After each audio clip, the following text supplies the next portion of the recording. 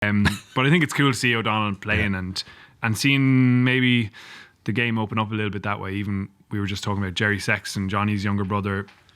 He's going over to Southern Kings next season. That's obviously Pro 14 rugby, but the first Irish guy I can think of signing for a South African team, certainly on professional terms.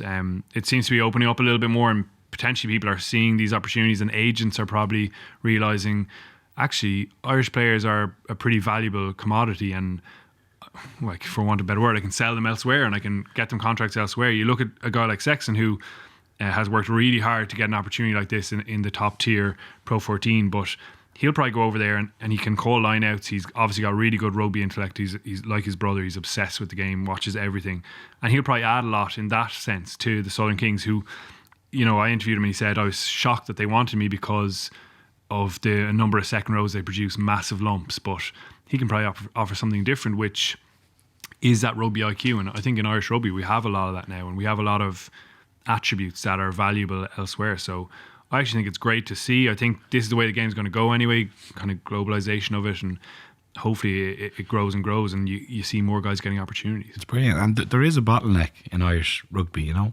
There's only 120 guys contracted, and there's way more than 120 kids a year who have serious aspirations and are very close to the standard every single year. So where do they all go? You know, so it's great that we don't they don't lose out. Kind of gets you thinking, who would you like to see from the Irish, maybe the Ireland squad? Like Jordan Larmour is one that strikes me straight away. Larmour was my guy as well. That was the one who, they just don't spend as much time in defence down there, and his footwork doesn't really get a chance sometimes in games up here, where the defence is so good. I think he'd be brilliant. I think Carberry and Carty games are suited to it.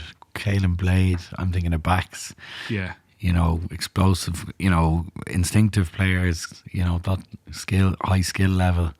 They certainly seem to embrace that type. I'm thinking out loud of forwards, maybe. Furlong is the standout. He'd absolutely dominate, yeah. I mean, Kiwi props are kind of renowned for that, but I think he's a level above most of those Kiwi props. And actually there was an interesting article in, I think it was Stuff, New Zealand Online, where they were talking about how they're worried about their props falling behind the Irish props around things like work rate and set piece and all that. But I think Furlong's skill level is actually better than those guys. We'll come on to why that's kind of disappointing about the Leinster game, but he'd be absolutely brilliant, I think. And Simon Zebo's another one who I think would just be box office down there. Celebrations plus amazing attacking skill. I was looking back on the Leinster-Munster semi-final last year, that try he created for Keith Earls down the left, where it's just that glide across, drawing an edge defender.